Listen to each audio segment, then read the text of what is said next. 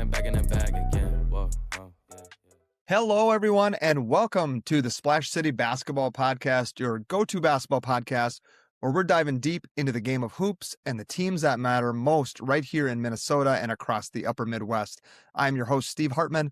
Before we tip today's episode, I want to make sure you take a minute to follow Splash City Podcast on Instagram, Facebook, Blue Sky, and follow or subscribe wherever you get your podcasts like Apple, Spotify, and Amazon.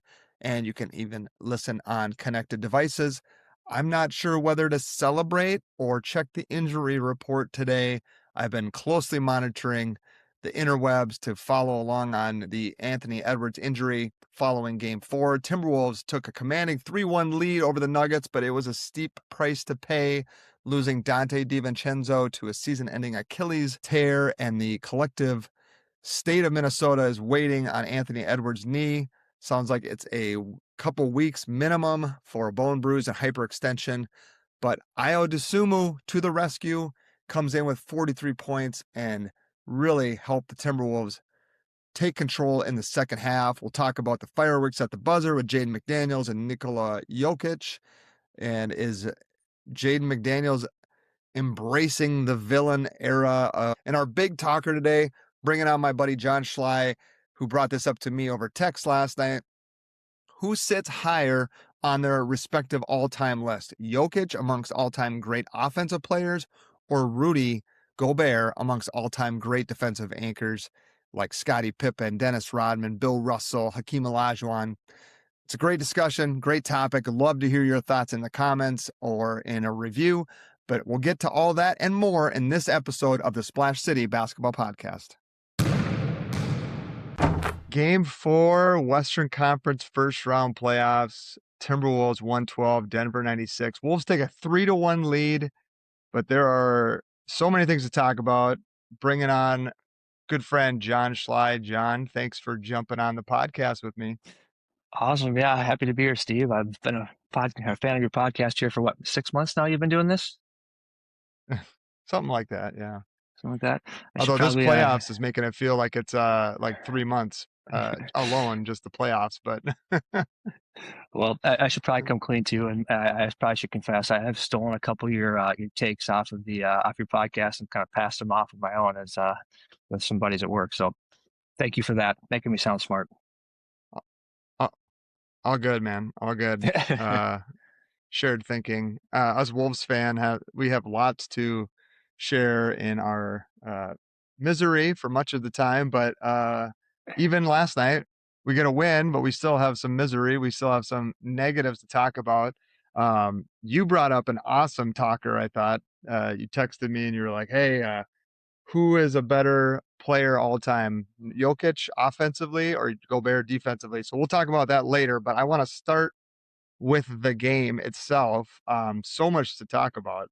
I don't even think I had sat down and started watching the game when Donte got hurt. That's how fast it happened. So within the first minute and a half, Donte goes down, Ant goes down, end of the first half. The Wolves are down their two starting guards, and they still come out with a win.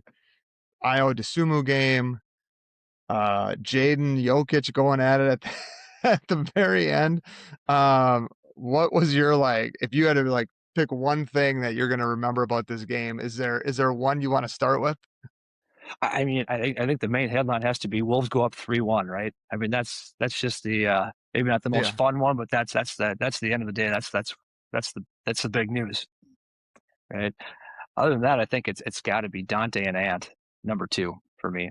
I mean, that even if they can, they need to win one of the next 3 games, but even if they get past that, without those two, it could be tough.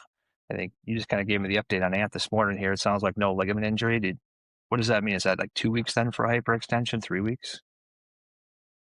Yeah, it's in multiple weeks. I think somebody I saw on social media mentioned that Giannis, I think, had a similar injury and he was back within a week. But they're saying a couple weeks, so he's got a bone bruise.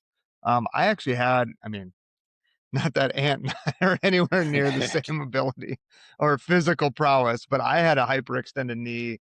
Was it my junior or senior year of football, and I missed a week. I mean, it swelled up bad. It's one of those super scary feelings. Like you're just like, oh my God, it's gone. And the ACLs are usually like on twists and things like that. And so it sounds like it's just a bone bruise, no ligament damage. But yeah, man, we're gonna hope for the Blazers and Spurs to go 6 or 7 for sure, just to kind of Yeah, extend that time away. And if Ant only has to miss a game or two, assuming we can get through the Denver Nuggets, what do you think of the series now, knowing we don't have Dante and Ant going into Game 5 in Denver?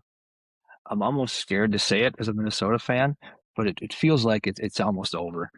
I'm going to eat those words. I just have a feeling, but I mean, I don't know that Denver has an answer. I mean, are they going to come up with a 7-footer in the paint? Are they going to be able to get bigger, faster, stronger, more athletic in the next week and a half? Like, no, I mean, Minnesota's defense has been kind of shutting them down. They've held them 2 straight games under 100, and Denver just doesn't have an Mm-hmm. answer for the downhill push to the basket. I mean, you've got Ayo attacking the rim, and even Terrence Shannon Jr. last night. I think he's going to be big in Yeah. Game 5. Yeah. You're right. There's points of this series where, I know Ant hasn't looked great, and he doesn't obviously feel 100% even before this injury.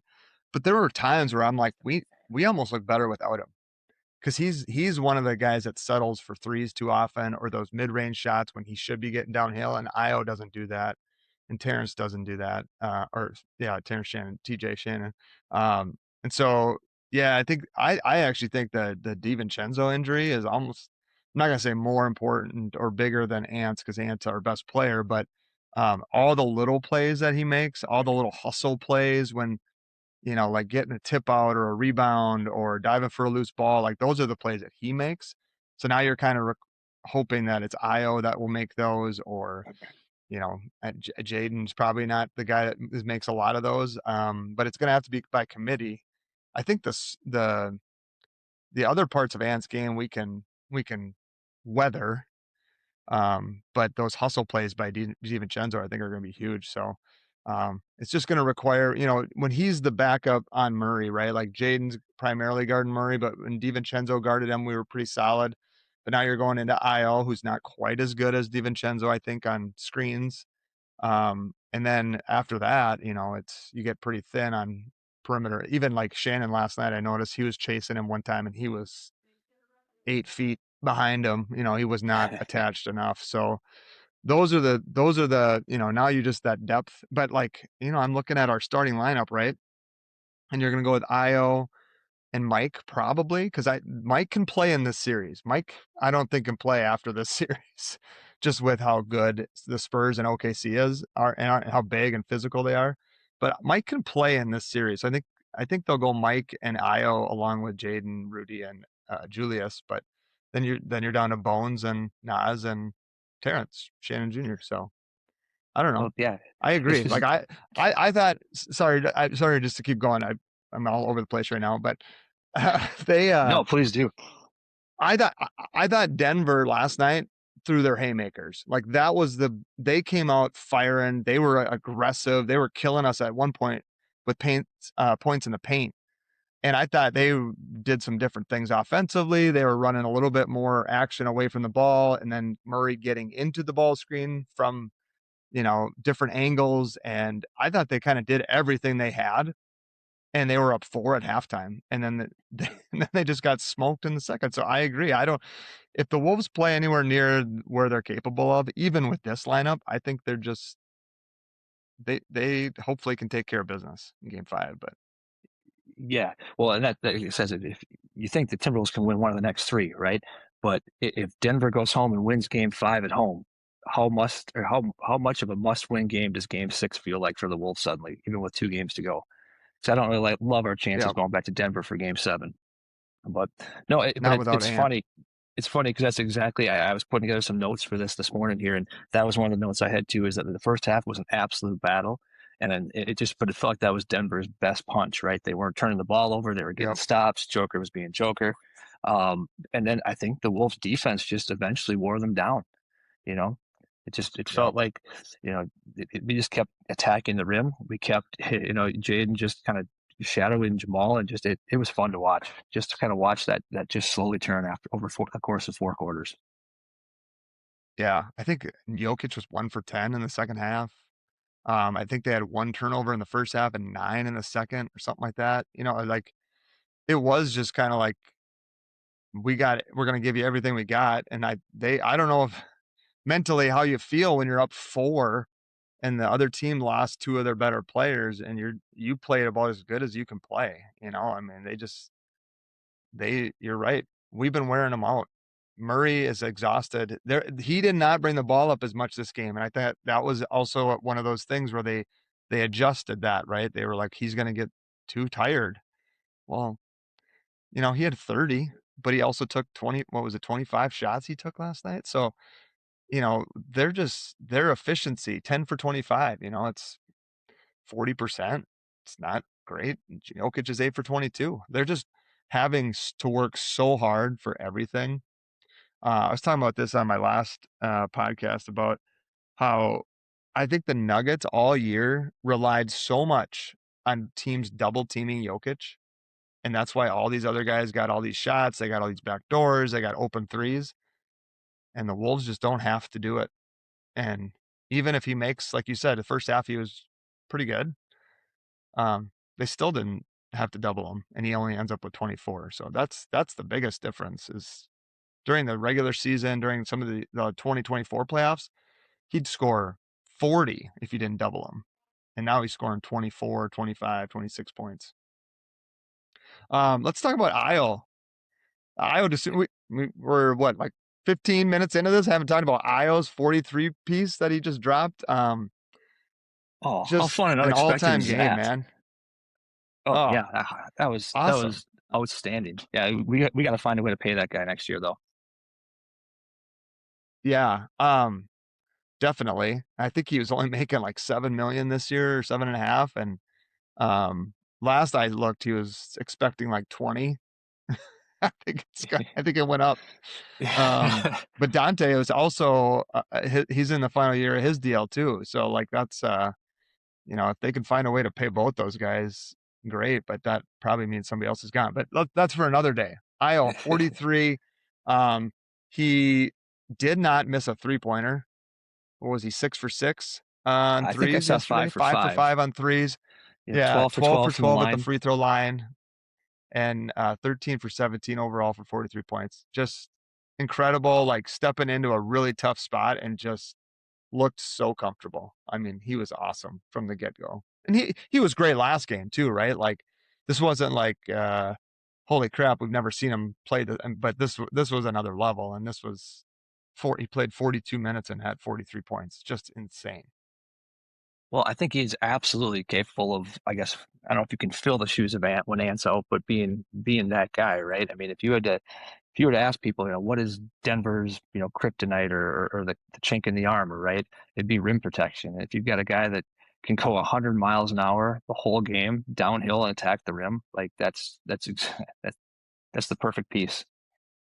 And we were watching game 1 together too, and we were kind of criticizing Ant a little bit, right? And we're like, he takes the full 8 seconds to get the ball up the court, right? And then he dribbles and just kind of, takes somewhat of a forced shot with 5 seconds left on the shot clock, and then Denver's going the other direction. I think it's going to be, like you said, Ant hasn't been playing this great. I think he's going to be able to fill in and fill that void. Yeah, he kind of, even at the trade deadline as a bench player, he did a lot of the things that we didn't have. We didn't have a point guard, Bones, but we didn't have another guard that would push pace, get into the paint. He kind of does that more consistently than anybody on the team. Even those little floaters he was doing last night, maybe he doesn't make all of them normally, but just putting the pressure on the rim is something they have to do. And I was saying this the other day, like that will change dramatically in the next 2 rounds. No matter who you play next, it's going to be different. But for this series, he is absolutely the perfect kind of player to fill this role. Because, Donte isn't that guy, and Ant can be that guy, but he doesn't do it consistently enough. Ayo appears to just know I can get downhill and get to the basket when I want to and get out and run in transition. And Jaden and Naz love that as well. And Bones loves that as well. Shannon loves it. So It's I don't know. My I agree with you. I'm a little like, yeah, you don't want to lose game 5 necessarily, but role players coming home play better. I just want the win in game 5 so badly because I think we just need that rest. Um, Yeah, absolutely. so we'll see. I don't know how much fight Denver has in them though. Like we were saying earlier, like they kind of gave it their best, and it was not remotely good enough for 4 quarters. So we'll see. Did you see Jokic's post game interview when the first question asked of him was from a reporter? I don't know which reporter it was, but asked, "Do you feel like this team still has any fight left in them?" And he just, yes, it was a Oh, one word answer. Yes, it was the first question right out the gate. But interesting. so, yeah, I don't know when we're it's not going the to only ones show up. talking about that. But I mean, if you're getting to game 5, yeah, K came out in game 1 and took it to us a little bit, but I don't think that anybody would say the Wolves played remotely well in game 1. And basically since the first quarter of the second game, it's been pretty much domination on the Wolves end. So I don't know when he wants to start fighting, but maybe it's when he sees someone score a layup with 1 second to go, he finally got fired up. I made the joke and oh, I saw others, so I'm not going to take credit for it, but that's the fastest and hardest he ran to court in this whole series, I think, was to go get Jaden. yeah, I don't know if you want to flip the topic to that right now, but yeah, it was, to be honest, when I saw Jaden pick up that ball and I saw that ball go down court and I saw Jaden grab it, I was like, oh man, don't do it. Just dribble this thing out. But that's definitely not Jaden's personality at all. That's why we love Jaden, I guess. But I thought he was going to do the bounce dunk that he does. They call it something, Slim Reaper or something they call the dunk that he does. I thought he was going to go that I route. So thought the so fact too, that he just actually. Yep. laid it in, I was like, you know what? He didn't even showboat. He just made a layup. Like, I'm sorry. I agree. If it's what you and I deal with, 6th grade basketball, AAU, yeah, don't do that. Dribble it out. But these guys are getting paid, man. Like, he didn't showboat. He didn't show you up. I've seen Aaron Gordon do similar stuff and Jamal Murray do stuff like this where they dunk it at the end of the game like that. You're frustrated. You went 1 for 10. That's what that was. I don't think anything Oh, Jaden did was like completely out of line. Do you see most guys dribble it out? Sure. But it's not like he did a windmill 360 and just pointed at their bench. Like, come on. oh, I know. I've always been kind of secretly a little bit of a closet, Jokic fan, but despite the rivalry, but I did lose a little bit of respect for him last night. I mean, what a bad look to run all the way across the floor. Like you said, it's the most he's hustled all night to start a fight on the other team's bench when the game's completely over. Or just take your back-to-back butt whoopings like a professional. Like I said, I stayed Yeah. up to watch the post-game interview, and he doubled down and he said he didn't regret it. And I honestly, I was hoping to hear something along the lines of like, I didn't like it. My emotions got the best of me, but at the end of the day, we need to go for how to be a competitive basketball team for game 5 or something like that. But no, he just doubled Right. down on it. Adelman doubled down on it. It was just like, guys, get over it, you know? And, if you're Yeah. that worried I about those two points, go play defense. And if you're worried about right. someone running out the clock, then why did you fault Ayo, a guy who was perfect at the line that night? You're going to be down by what, 13, probably 14 points with 27 seconds left to go. If you wanted a guy to just dribble out the clock, he's your class act guy that would have done that and handed the ball back to you with 3 seconds. But you followed him to stop the clock with 27 seconds left. So it is what it is. Right. Yeah. I mean, I don't know. Again, this is a playoff game.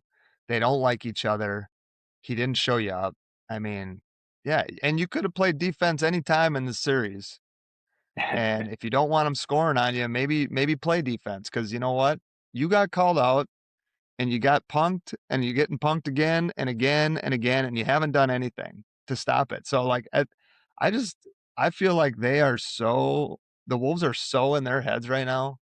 And I love I it. think Jaden I think he was almost like, when he grabs Jokic confronts him, he grabs him, he's like laughing because he's like, I know exactly what I'm doing. And you are losing your mind because you cannot get free. You cannot have space. You are not getting easy shots.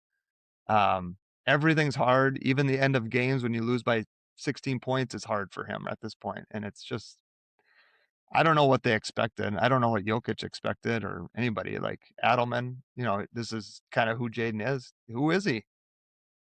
He made a layup. The game was still going on. Like, I don't know. Again, he didn't point at your bench or, do some crazy thing. Like, I just, at this point in the playoffs, I feel like those unwritten rules kind of go out the window a little bit. Like, you want to be a good sport, sure, but these guys are getting paid and it's the playoffs and he don't like you. And he's told you he doesn't like you. Like, it reminds me of AJ Pierzynski. We all hated him when he was on the other team, but you love him when he's on yours. I don't think Jaden's like Exactly. a bad dude. I think he's just like, dude, we're better than you. We know it, and you can't do anything to stop us. So I think it's kind of awesome. And I know Yeah. we're Wolves fans, but Yeah, I'm guessing Denver fans might not feel that way, but no, I love it too. I mean, that smile on his face, it instantly, I saw a picture of a still frame of that last night, and it brought me right back to Alexander Walker when he was just doubling and picking up Jamal Murray full court. He just had that smile on his face while Murray was completely yep, freaking out, losing his mind. It brought me instantly back to that moment, and I kind of put a smile on my face too. yeah, But, 100%. That was awesome. well, they're talking I don't suspensions on the know. broadcast. Do you think there's gonna? I can't see any suspensions on this. Can you? I don't think anybody on the Wolves side. The only one I could see was Gordon because he came off the bench, right? Maybe there was other guys, but like Braun was in the game, Jokic was in the game, Bruce Brown I think was still in the game. So like the guys that were on the court should be fine. Randall was in the game. I don't know why Randall got a technical. That I I was don't kind of either. like, why did he get a T? Why? To me, the Jaden, there's nothing you can do to Jaden. He didn't throw a punch. He got, No, Jokic was the instigator. He played the game. The game was still going on. He made a layup. There's nothing that you can do about that. nothing. Um, so Gordon maybe was like, hey, I ain't playing anyway because my hamstring and my calf don't work at all. So maybe he didn't care. But when Julia started mixing it up, I'm like, these boys better be careful. You don't you don't want to mess with Julius Randle in a scrum. Yeah. No, yeah, I saw Braun. So Braun, like, it looked like all the fight was like pretty much on the Wolves bench. Like, I don't know if you can even say anyone left the bench because it was. I mean, Right. Jokic pushed Jaden back into the bench, and I saw Braun come running from the side onto the Wolves bench. I don't know if it's different from leaving your bench versus attacking another bench, but he started pushing people around on the Wolves bench. So we'll see. I guess if anyone gets suspended, though, it's going to be the Joker, right? I mean, he has to be the number one guy with a bullet that would see something Yeah, other than I maybe. just don't think the NBA would do that. Yeah, I mean, maybe they would, but I would be shocked if any of these main players are. Like Aaron Gordon, like I said, he was the only one. I didn't look at it super closely either. I just, no punches, nothing super crazy. It's just to me, it's like the sour grapes. Like if you want to do that in the middle of the game, just get your team going and like do something. You usually see like a Valanciunas guy would come in and do stuff like that. yeah. To do it at the end of the game that you just blew away, lost your third in a row, I think, especially for a guy like Jokic, I'd like the way I guess I expect superstars to handle stuff like that is to walk off the court, do what you said basically in the post game, and be like, yeah, they got us.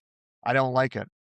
And we're going to be ready in game 5 and we're going to do something about it or, whatever. Like Barkley kind of in the post game, I assume did you watch the ESPN guys? No, I flipped over to NBA TV to see it. I wish I would have done Oh, that, but okay. Yeah, Barkley was basically like, yeah, I used to say, yeah, we're gonna put $500 if you knock that guy's head off, basically, do bounty gate. And Shaq was kind of the opposite, where he's like, dude, they're lucky he didn't do a windmill 360, like, So I think there's a good mix. Like Denver should be mad, like they should come out and take it to him. But what are they gonna do? That's my question. If you haven't done it by game 5 or through 4 games, what are you gonna do in game 5? Aaron Gordon's the only physical, presence shot blocker guy. They were talking about like, I saw Adam say stuff about there's more than one way to be physical, and we can run guys off bit tougher screens and blah blah blah. And I'm like, you've been doing that all game, man. It's not affecting them at all. Like you're just, I just don't know outside of doing some sort of cheap shot. I don't know what else they're gonna do that's gonna be. Again, that first half they looked awesome. Denver looked ready to go. They were physical both ends. They were attacking. They were, you know, moving, doing some different things that the Wolves hadn't seen. But then when it mattered, they didn't have any of that. So I don't know. It feels weird to be a Minnesota fan and be like, the other team can't do really anything, but they're going to need like 75 points from Murray and Jokic, I think is what it comes down to. Well, yeah, and that certainly hasn't been easy for either two of those this series so far. So we'll see if there's anything left, but I'm excited for Game 5. Of course, 9:45 tip off, but looking forward to another tired week at work. Yeah, another 1 a.m. night for us. So what I think is kind of interesting, usually these travel days, they get an extra day off, but they're going right away on Monday. So if whoever's been the fresher team, the team that isn't getting tired, who has been the Timberwolves, I'll be curious to see what Murray and Jokic look like on Monday night, because they have not looked like they're able to withstand 40 plus minutes of this defense from the Wolves in the first 4 games. And they only got 1 day off here. So it's a great point. What do you think happens in Game 5? Well, I'm worried that end of the game is going to spark something in Denver. I don't know what it is, but like I said, just being the pessimistic Minnesota sports fan that it's in me, that's seeing this type of thing fall apart more times than I can even remember. I'm a little nervous because, like you said, if they can win Game 5, Game 6 back here feels like the game you have to win. So you're not going back there for Game 7. So, but having said that, I mean, Denver hasn't had an answer to anything since like you said, first quarter of Game 2. And I expect that to continue, even with Ant out and DiVincenzo out. So hopefully they can put this away in 5 and get some rest, like you said. Yeah, we haven't really had, I kind of thought there'd be a lot of like 130, 125 games in this series. Just, I didn't think the Wolves would be able to slow them down like they have. And obviously Denver doesn't really slow us down a whole lot. So the fact that they've gone back to back, like you said, under 100 points, I kind of think Denver might get it going a little bit here.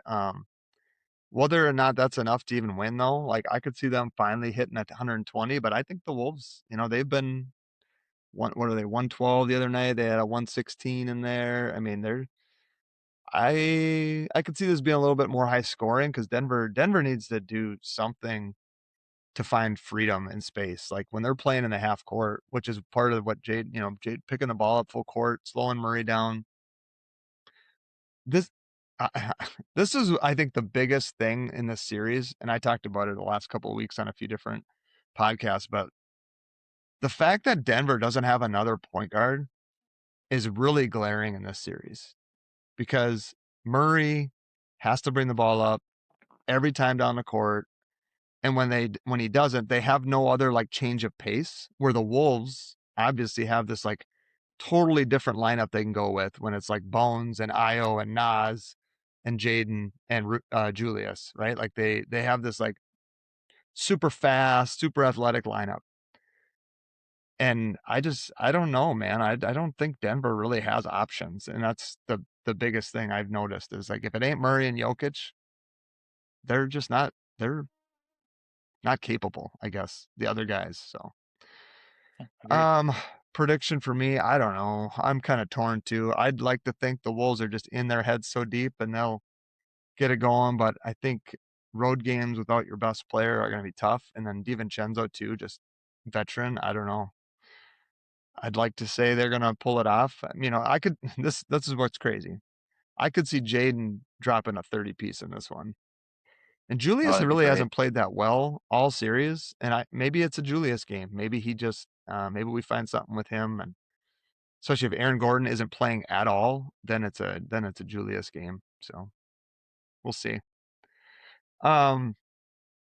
All right, the last thing you brought this up. Awesome, awesome topic. I was like, this is really good. So, is Jokic a better offensive player or Gobert a better defensive player? Let's start with offensive player list. I thought of immediately off the top of my head before I even looked it up. I was like Kareem, LeBron, Curry, Jordan, Magic, Bird, probably. Um, then I looked up and I thought, oh, Oscar Robinson, he was really good. He had like triple double machine, kind of like Jokic. Pete Maravich, for his short career, was probably one of the most exciting offensive players ever. Um, is there anyone I'm missing that you think of when you think of like best offensive players of all time? Maybe Durant was the only guy on my list that you didn't just mention. Mm. But yeah, Yeah, no, he's climbing up the scoring ranks. you know, so yeah, no, I just was like, last night I was just thinking about it because even after the game too, everything was, from the national media hype was, can you believe that Rudy is just shutting down, Jokic and or keeping him in check, game over game after game. And in my head, I'm kind of thinking, well, yeah, I kind of can. Like, it's not completely inconceivable that, one of the best defensive players in the NBA is making things a little bit more difficult for Joker than he's used to seeing, and it's causing him to get Right. flustered. So that's kind of what sparked that idea in my head that just Rudy's just not getting the credit he deserves here. And it's kind of been Yeah. the story for Even several Shaq years, but last night. yeah, Yeah. Shaq even said something last night where he was like, Joker's just missing shots, blah, blah. And Chuck's like, you don't think Gobert has anything to do with that? So even like it's so hard for Shaq to give him any credit. I don't know if it's just because he's so inept offensively, but um, yeah, crazy. can you imagine if I he would have found this knocked down that website. three? Can you imagine if he would have knocked down Oh that my God. that three last night? I think the roof of the Target Center would have just completely blown off if that would have fallen. That was, I think, ill-advised shots. It's Absolutely. too small of a term for that, but that was one of those where I'm like, come on, man. Like, what are we doing? I know you're like feeling yourself a little bit, but that might have been in that stretch where I felt like, God, here we go. We're jacking up threes again. And then I think Isle maybe hit one, and I'm like, all right, well, he can keep shooting. I guess he's on one. I found this website, sportsreference.com, just that it allows you to compare. So I looked at this, and it only allows me so many at a time, but here's what I got. We got Kareem. Kareem, I think, just from a scoring lens, right? Like, just had a shot that was impossible to defend. And then LeBron, obviously all-time leading scorer, one of the great passers. Magic, same thing. So, like, career statistics, Jokic really isn't, he's not a top scorer. He's not a top assist. He's not, um, one of those guys, but his percentages on this list are obviously much higher. Like Magic was not a good three-point shooter. Oscar Robertson obviously didn't have the three-point line. Effective field goal, he's the leader, but I'm trying to think of where I would rank him at this point. Like amongst these guys, I probably put him last in this group. Jordan I've always kind of torn on because Jordan to me was like such a complete player, like defensively, that I don't know that he was as good as like LeBron is facilitating and doing all the different things. But so when it comes to offensive players, I might put Jokic ahead of him. What about Steph Curry? Would you put Steph or Jokic higher on your list? Oh man, I'd go Steph personally, but I mean, Joker does everything though, right? I mean, like you said, it's the steals, it's the assist, it's the making his teammates better. I think I saw he led the league in rebounds this year, right? Too. I mean, Yeah, yeah. yeah, Rebounds I and mean assists, yeah. he does everything on offense. So it's hard to say that Steph's Yeah. much more electric though, watching him just knock down threes from the logo. Right. And Jokic has one title. Curry's got what, four? All these guys on this list have multiple titles, all NBA, much more so than Jokic. I know Jokic isn't done with his career, but um so like those are just, I mean, he's great. he's also asked to literally do everything. So these guys played on a lot of teams that have great players, like won titles, right? Team game, but um, I don't know. The fact that he and LeBron have about the same amount of assists. Magic averaged 11 assists a game in his career. Um, Oscar Robertson was kind of he averaged almost 10 assists a game. So I don't know. I'd say Jokic is probably in that 6 to 8 maybe range right now of all-time offensive players. Maybe that seems right. Is that where you'd put him, you think? That's probably about where I put him too. Yeah, it's hard because like if you go back and look at like you know Magic Johnson and Kareem Abdul-Jabbar and some of these guys, Oscar Robertson, definitely a different era, and it's hard. I did Right. not watch them play, so I'm just comparing statistics. Yeah. So Yeah. it's basically, but no 3-point line Yeah. for some of these guys even. So Well, right. Yeah. And I think Maravich, I don't know if I feel like somebody did that one time where they like went back and looked at his shots and like if they had been up the 3-point line, like what he would have averaged, like it's some crazy number. And he didn't play um, long enough really to like get into this list. Oh, now we're having issues. Must be a sketchy website. There we go. So Maravich averaged 24 a game before a 3-point line when he would have probably, I wonder how many years they had the 3-point line when he was playing, but he was incredible as well. So, okay, so top 10 player, offensive player of all time for sure. Let's flip over to defensive player. Now this one's a little trickier. I have a list here of we talked about like Ben Wallace, Hakeem Olajuwon, Bill Russell, KG, Tim Duncan, Dikembe Mutombo, Draymond Green, right? Like there's a pretty big list. Dennis Rodman, Scottie Pippen. Um, so when you look at that, like blocks per game, obviously Bill Russell, they weren't tracking it, but Hakeem averaged over 3 blocks a game in his career. Like, that's just absurd. Rudy's at 2, Ben Wallace at 2.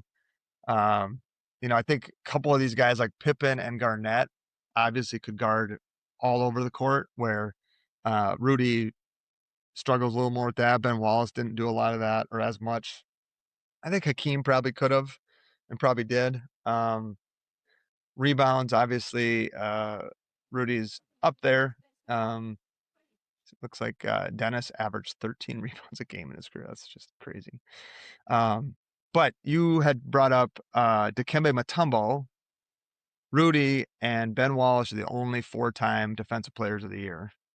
I think that's right? Those 3? that's correct. Yep. And then I was kind of going through a And list in my head last night at midnight as I'm sitting on my couch in the basement trying to think of guys. I don't know. Dennis Rodman didn't pop into my head. I don't know how, because that was he might be up there as number 1. I don't know how he escaped me last night, but I definitely wanted to add him to the list. Yeah. And Draymond too. I think he's up Yep. there, similar to like a Rodman, like just be able to guard every position. Like KG getting on 12 all defense teams, Pippen on 10, like that's quite a bit more. Rudy's on 8. Bill Russell's not on this list. So, there's probably a few others, but I agree kind of with you in terms like Rudy versus Mutombo is an interesting one. I think kind of similar players, obviously, like Mutombo is probably a little bit more explosive as a shot blocker. Actually, we can pull him up too, drop him in here. But anybody else that you think of when you think of all-time defensive players? No, you read A lot my of list. lot of centers. Yeah, you brought that point up earlier too, that a lot of the wing defenders aren't getting the love for defensive player of the year that the centers are. So that list probably Yeah, could be longer if you did an extensive search for sure. yeah. So Dikembe averaged almost 3 blocks a game. And like I was showing my son this morning videos of Hakeem Olajuwon, and he's like, "Yeah, I've already seen these, Dad." Because I'm like, people, they talk about all these centers and how agile they are now and blah blah blah. And I'm like, dude, do people remember Hakeem Olajuwon? Like he was hitting fadeaway baseline jumpers and spin moves and ball handling on the 3-point line. Like that dude was incredible. Oh yeah, the sky Um, hook. yeah, yeah, he had everything. He had a whole bags. See now, Mutombo is interesting. He like Ben Wallace, both won the Defensive Player of the Year 4 times, but they only made 6 all defensive teams. So they kind of basically had like 4 years where they were the best, but then the rest of their career, maybe they weren't quite as effective or, highly regarded. So, um, looking at these lists, it's kind of hard to not have Rudy in a similar range to Jokic, right? Like he's also, I'd say, probably behind. Like Bill Russell is hard, like you said, different eras, but he battled Wilt Chamberlain, and his team won those games in most instances in the Lakers Celtics era back then in the '60s. And he had like crazy amount of rebounds. They didn't chart blocks, but I'm sure he had plenty of those. So I feel like Bill Russell, Olajuwon, um, Rodman to me is probably ahead of Rudy. But man, Rudy's getting into that KG, Ben Wallace mix for sure. Um, Draymond, I don't know. Where do you stand on Draymond versus Rudy? I'd probably go Draymond just because he's had more success in the playoffs and just kind of been more of an intimidator, I think. And I mean, I guess just nationally, he's definitely got a lot more respect than Rudy has over the years. Yeah, Draymond got a lot of success because he played with Steph and Clay and KD, though. It's fair. If he was in Utah with Donovan Mitchell, do you think he's as highly regarded as he It's great. is right now? It's a great point. I mean, he's got 9 all defensive teams. Would you Rudy's say got Rudy has 8. eight? Eight? Yeah. Rudy's got 4 defensive player of the year. Draymond's got 1, which is probably why he's bitter about it, right? Oh, 4 between him and championships, Shaq, but yeah, you're not gonna get a lot of praise for Rudy between oh those my two. God. Yeah. To me, like right, just looking at this list right here, it's Hakeem and Garnett are for sure the top 2. Um, people always talk about Tim Duncan as well. It's Oh yeah, another maybe one where David when you're on Robinson. great teams, David Robinson, yeah, big time shot blocker. Uh, Yeah, I don't know. It's a great question. I'd love to hear what others think, but man, I think both of them are probably in that 6 to 8 range. In terms of all time offensive and defensive players. Does that seem fair? It seems fair. I like your list. You like it? It's not the be all end all, but I think it's tough, man. Like, yeah, I that's what's funny about this conversation. It's like what you were saying earlier, how people are like, "Oh my God, can you believe it's happening?" Well, yeah, these are 2 of the greatest on each side of the ball. And uh, in other times, it's been Jokic winning it. And for this series, Rudy is definitely through 4 games winning this head-to-head matchup. No doubt about it. Yeah, and to be fair, I mean, Joker still put up 27 points last night and had assists and kind of, in the first and second quarter was kind of like I said, the facilitator and the engine of everything. So it's, I mean, you can't really shut him down completely, but he definitely made things difficult. And I think Jokic mentioned that in his post game interview, maybe after game 3, was it? Where he's like, he's just making everything harder or difficult. I don't know. I forget the words he used, but he mentioned that Yeah. it's making everything a lot harder than it should be, which was awesome to hear. Yeah, which is all you can kind of do as a defender against somebody like that. But the biggest thing is it's late in the games. Jokic is getting some in early, but man, come second half, fourth quarter, he is not in that. I've heard a guest I've had on, Andrew Dukowitz. He's in the locker room interviewing these guys post game, and he's said it multiple times. Like Rudy is in incredible shape. Like he's like chiseled, and just incredibly conditioned. And I think that is lost in some of this too, where Jokic looks pretty gassed. We're putting him in, making him defend at the rim, making him defend on the perimeter, and um, Rudy's just in better shape. And I don't know about Murray, like what kind of shape he's in, but Jaden doesn't ever look tired, and Murray does. So, conditioning can be a big factor in this head-to-head matchup too. Oh, 100%. And Ayo doesn't look tired. Bones doesn't look tired. TSJ doesn't look tired. These guys just don't look like they're going to slow down. And that's why it feels like these games have been kind of tighter in the first part of that, in the first half. And things just kind of fall apart for them and they get into quarter four. I think they're just worn down. Yeah. Which makes me a little nervous with two of our starters out. I mean, is that going to change once we're getting these guys, 5 minutes more a game, 8 minutes more a game, 10 minutes more a game with those two out, that they're going to start showing fatigue too? I don't know. We'll see, I guess, in game 5. Yeah. I mean, the nice thing is right now, you don't really have to rely on anybody who hasn't played. We've been playing 10 guys. So, can you go to a little bit shorter bench and maybe you just bring Nas and Bones off the bench? If you need Shannon for a few minutes, you can play him. You can get Kyle some minutes too. Like, they got 9 guys still who have contributed. And so are they as good? Of course not. But I would argue that Ant hasn't been great in the playoffs. So, you want a closer when you need a closer, but yeah, I think having Mike in there, and that was what was interesting last night, is like as soon as I think Donte went down, I'm pretty sure Conley was the one that came in for him, just to kind I of was like settle. you. Like Finch. I tuned in after that injury too. I was probably about 3 minutes after that. I tuned in when it was, probably 5-6 minutes into the first quarter. So I missed that too. I couldn't tell you who we came in for. I think I heard that Conley was the first one, because I think when I turned it on, he was playing, and I was like, "What the heck's going on with Donte?"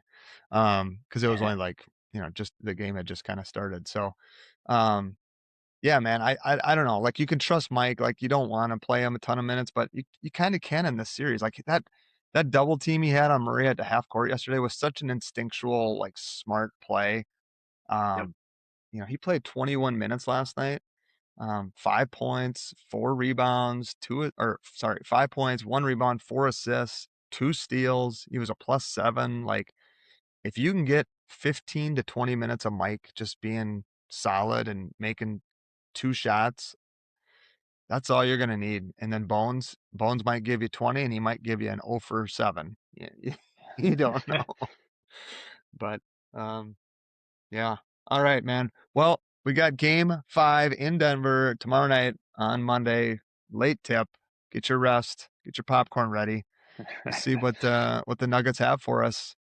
Where are you watching tomorrow night, John? Are you going to take it at home, just chilling at home? Yep, I'm afraid so. Right around, maybe after the third quarter, go brush the teeth, kind of get ready so you can kind of just drift off to sleep as soon as that final horn wins and that the Wolves move on to round 2. That's not what happens. No, it's not. We stay up. We're jacked up. Although that if they lose, we might, that might be okay. I'm going to bed. But man, when they win, you want to listen to everything, be a part of it, right? Oh yeah, I do. But yeah, I guess I tell myself that at least I'm being a responsible adult. And then when I sit and just with my AirPods in and try not to wake up my wife as I try to listen to all the post game interviews and stuff and get myself more worked up after that, it's definitely going to happen. So it'll be an early alarm clock on Tuesday morning. That's for sure. Yeah. All right, man. Well, thanks a lot. Thanks for joining me. This was fun. Appreciate you. Awesome, Steve. Yep. Thanks for having me on. All right. Thanks to Jon Schley, loyal listener, now contributor to the podcast. Appreciate John coming on and talking through the Wolves game 4 win, updates on game 5, injuries, and of course our fun discussion on Rudy Gobert and Nikola Jokic today. So again, appreciate you all listening. Game 5, Monday night in Denver, Ball Arena. It should be electric. It's going to be a late one, so make sure you get your coffee, get your caffeine ready, get ready to go. Game 5 should be awesome. A lot at stake. The Nuggets, are they going to show up? Are they going to have their championship pedigree on display? Or have the Wolves broken their spirits? We'll find out Monday night. Thanks for listening. This has been the Splash City Basketball Podcast. Back in that bag.